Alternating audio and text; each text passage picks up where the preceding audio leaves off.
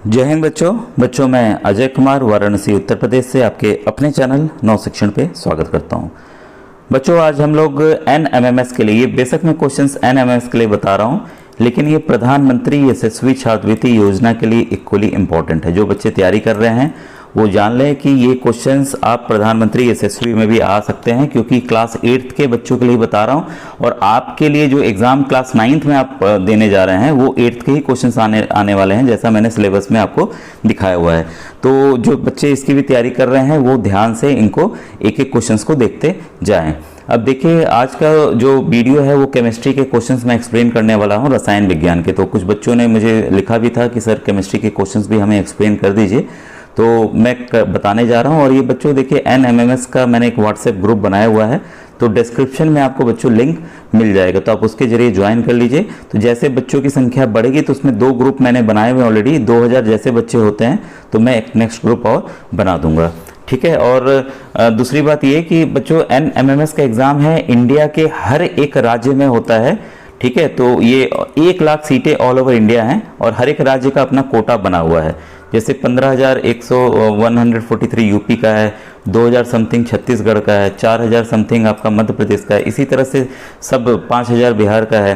तो इसी तरह से सब राज्यों के बटे हुए हैं। तो ये जो क्वेश्चन है बच्चों काफ़ी इंपॉर्टेंट अब इसलिए हो गए हैं, प्रैक्टिस करना सभी तरीके से, क्योंकि अब आपके राज्य के प्रश्न कुछ बदल के आएंगे, कुछ बदलाव के साथ आएंगे, क्योंकि कंपटीशन टफ होता जा रहा है, काफ़ी बच्चे फॉर्म भर रहे हैं, तो आपको उसी तरह से मेहनत करनी होगी।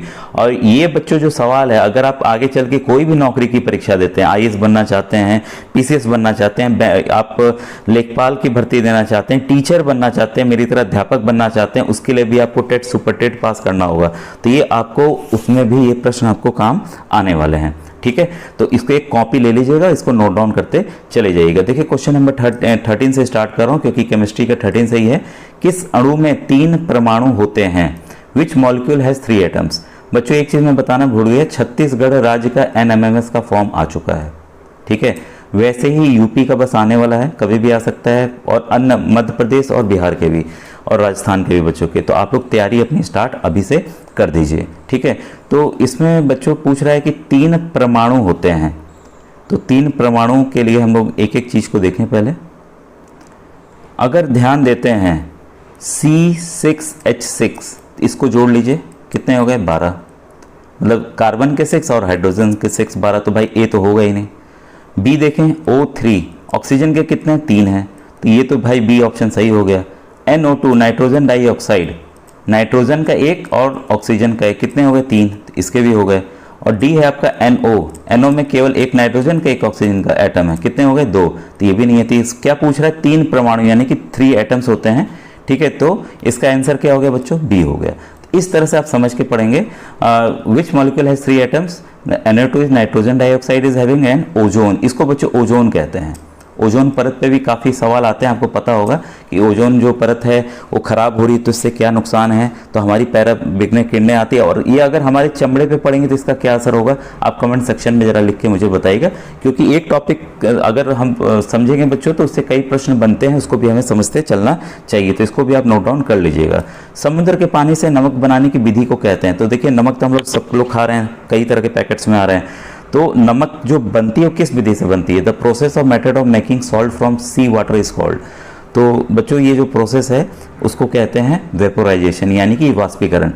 एक्चुअल में क्या होता है, खेत जो होते हैं, खेत जो भी बटे होते हैं उसमें समुद्र है, मान लीजिए समुद्र का पानी उसमें पंप कर दिया जाता है, लिया जाता है, फिर पानी ये उड़ जाता है, जब उड़ जाता है तो नमक उस पर बैठी रह जाती है। तो इस तरह से वाष्पीकरण किया जाता है, फिर उसको प्रोसेस करके गंदगी निकाल के और फिर नमक बनाया जाता है। तो इसका आंसर हो गया बच्चों वाष्पीकरण।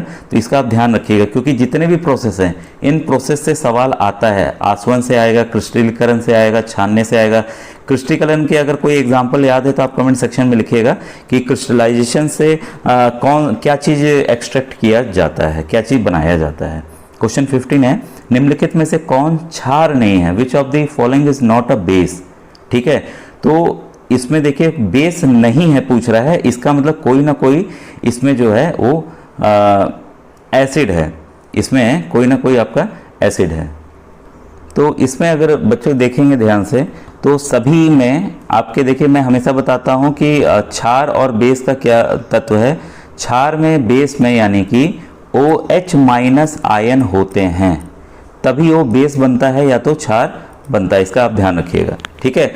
और एसिड के लिए क्या माना जाता है कि आपको प्लस वाले आयंस होंगे, प्लस वाले आयंस होंगे तब वो एसिड बनता है, ठीक है। तो यहाँ हम देखते हैं अमोनियम हाइड्रोक्साइड में NH ये OH माइनस आ जाता है, ठीक है, तो ये आपका क्षार हो गया। पोटेशियम हाइड्रोक्साइड में भी ये सबसे ये कड़ा वाला बेस होता है, आपका क्षार होता है, तो ये भी आपका KOH हो गया, ठीक है। NOH देखिए, NOOH और KOH दो उदाहरण याद रखिएगा, सबसे हाई वैल्यू इनकी 14 होती है pH स्केल पे, ठीक है। तो ये क्षार में सबसे ज़्यादा वैल्यू होती है इनकी, ध्यान रखिएगा इन दोनों की भी, सोडियम हाइड्रोक्साइड और पोटेशियम हाइड्रोक्साइड की। मैं इसलिए बता रहा हूँ कि अलग तरह से प्रश्न आ सकते हैं। लेकिन ये जो है बच्चों, ये है मिथाइल अल्कोहल, ये है आपका मिथाइल अल्कोहल, ठीक है। तो ये आपका बच्चों क्या है, आपका बेस नहीं है, क्षार नहीं है, तो answer is option number B. बच्चों क्वेश्चन नंबर 16 है which of the following statement is false, false पूछ रहा है, ठीक है। तो non metals are good conductor of heat and electricity, भाई ये तो पहले ही ये गलत है, यानी कि अधातुएं विद्युत एवं उष्मा की ये संचालक होती नहीं, कुसंचालक होती हैं। तो आंसर हमें मिल गया है कि ऑप्शन नंबर क्या है हमारा, ए है। लेकिन बाकी भी देख लें, alloy are homogeneous mixture of metals, मिश्र धातुओं की सामांगिक मिश्रण होते हैं, ये सही है। ये पॉइंट्स आपको ध्यान में रखना, इसलिए मैं पढ़ रहा हूँ। Carbon is a non metallic element, ये सही बात है, कार्बन एक अधातु तत्व है, यानी कि एक ये नॉन मेटल है, ठीक है। इसके बाद इसके अच्छे कार्बन के आप मुझे उदाहरण बताइएगा कि शुद्ध रूप में कार्बन किसमें पाया जाता है, ठीक है। और ऐसा कार्बन का कौन सा रूप है जिसमें कि इलेक्ट्रिसिटी यानी कि बिजली मतलब जा सकती है, इसका मुझे कमेंट सेक्शन में जरा बताइएगा। फिर ऑप्शन डी है silver gold and platinum are called noble metals, चांदी सोना और प्लेटिनम उत्कृष्ट धातुएं हैं। तो इसके पीछे ये एकदम इस पॉइंट को, जो डी नंबर पॉइंट है, उसको अलग से नोट डाउन कर लीजिएगा। कई बार आता है निम्नलिखित में से कौन सी उत्कृष्ट धातुएं हैं या नोबल मेटल्स हैं, तो उसमें लिखकर सिल्वर ना लिखकर Ag लिख सकते हैं, गोल्ड को सोना ना लिखकर Au लिख सकते हैं, और प्लेटिनम को Pt लिख सकते हैं। तो इस सिंबल को भी आप नोट डाउन कर लीजिएगा, क्योंकि अगर उनको आपको कठिन सवाल देने होंगे तो सिंबल के आधार पर भी ये दे सकते हैं, ठीक है। तो आप इसको आपने नोट डाउन कर लिया होगा। अब आइए क्वेश्चन नंबर 17 देखिए, ये देखिए आ गया, मैं अभी एलोट्रॉप की बात कर रहा था, ठीक है, कार्बन के।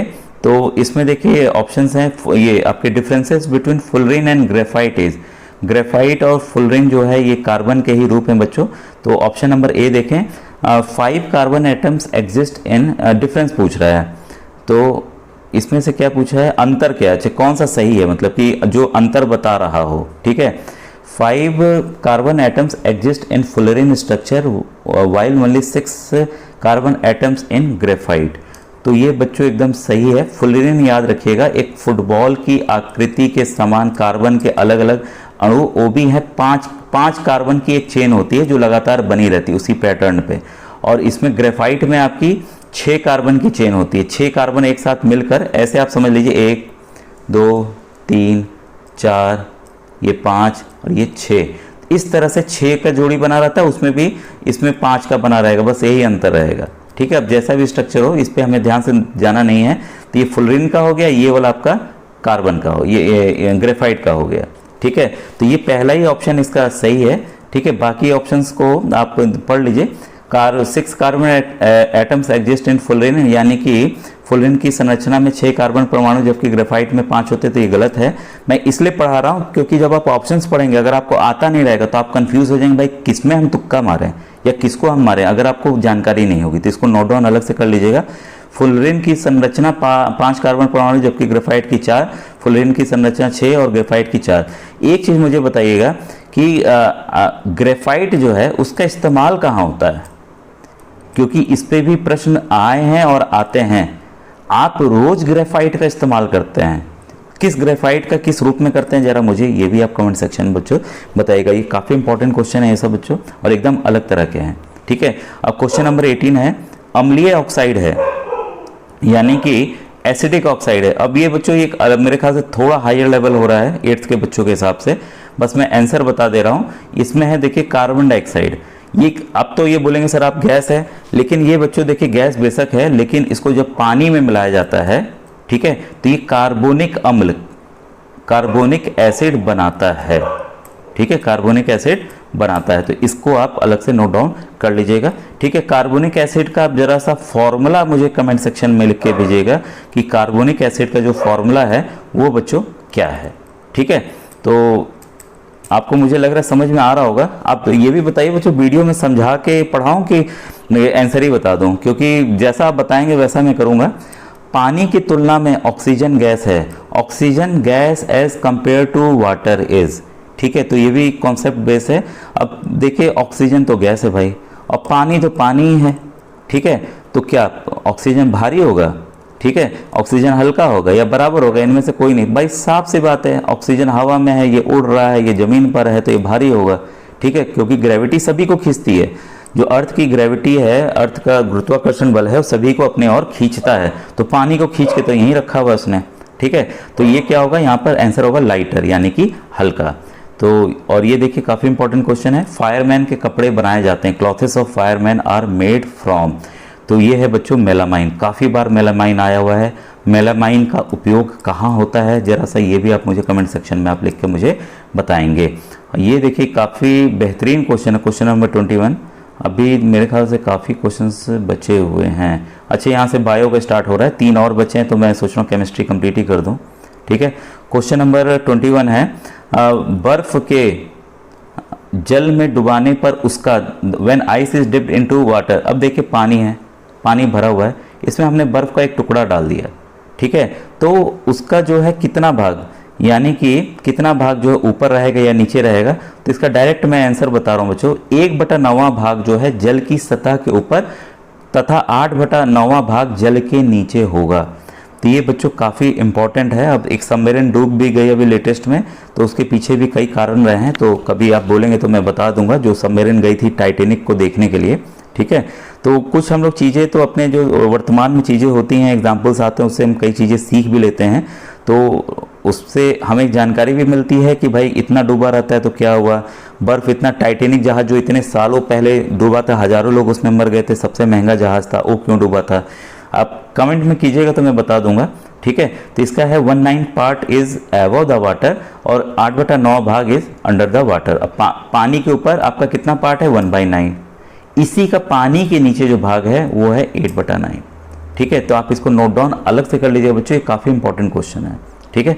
इसके बाद देखिए सोचने वाला प्रश्न है, Sameer mother buys polycotton curtain from home but prefers cotton clothes for Sameer, some assumption about cotton and polycotton are listed below. तो समीर की माँ जो है घर के लिए पॉलीकॉटन पर्दे खरीदती है, लेकिन समीर के कपड़े सूती के खरीदना पसंद करती है। कुछ समान कपास व पॉलीकॉटन के बारे में धारणाएं सूचीबद्ध हैं। तो ये है क्वेश्चन नंबर, इसका बच्चों है आंसर जो है ऑप्शन इसके शायद बड़े हैं, ठीक है। हाँ, ऑप्शन बड़े हैं क्योंकि मल्टीपल है, तो हम देखते हैं, आइए इसको एक एक ऑप्शन को हम पढ़ें। पहला ऑप्शन है कॉटन गेट्स इजिली रिंकल्ड, यानी कि कपास में झुर्रियाँ आसानी से पड़ जाती हैं, ये एकदम सही है। कॉटन एब्जॉर्ब्स ह्यूमिडिटी, ये उतना सही मैं नहीं मानूंगा, ठीक है। एक मिनट, ये बच्चों सही है, 21 है, 22 है, तो ये उतना सही ऑप्शन नहीं लग रहा है। फिर पॉलीकॉटन ईजिली वॉशेस, ये एजम्पशन आर लिस्टेड बिलो, क्या है, choose the option Sameer use to copper polycotton, तो बच्चों ये भी है नहीं। फिर देखें आपका 4th पॉइंट है पॉलीकॉटन इज इको फ्रेंडली, ये सही है। पॉलीकॉटन इज सस्टेनेबल, यानी कि वह पॉलीकॉटन जो है टिकाऊ होता है, जल्दी फटते नहीं हैं पर्दे, और पर्यावरण अनुकूल होते हैं, तो इसका ऑप्शन नंबर बी बच्चों सही है, ठीक है। फिर है सबसे अधिक क्रियाशील धातु, अभी मैंने देखिए पोटेशियम और सोडियम की बात की थी, ठीक है। तो इसमें हम देखते हैं दोनों, क्योंकि इसके मैंने क्षार की बात की थी, काफ़ी ज़्यादा होते हैं, तो इनके मेटल्स भी इसी वजह से होते हैं। तो 23 का ऑप्शन है बच्चों डी, यहाँ पर सोडियम दिया, अगर पोटेशियम दिया रहता तो आप पोटेशियम को भी मार्क करते हैं। तो बच्चों आज का वीडियो कैसा लगा जरूर बताइएगा, आप कमेंट में कहेंगे तो ये जो नेक्स्ट टॉपिक है जीव विज्ञान, इसके भी मैं टॉपिक को आपको समझा के बच्चों पढ़ा दूंगा, ठीक है। अब मिलते हैं नेक्स्ट वीडियो में, थैंक यू।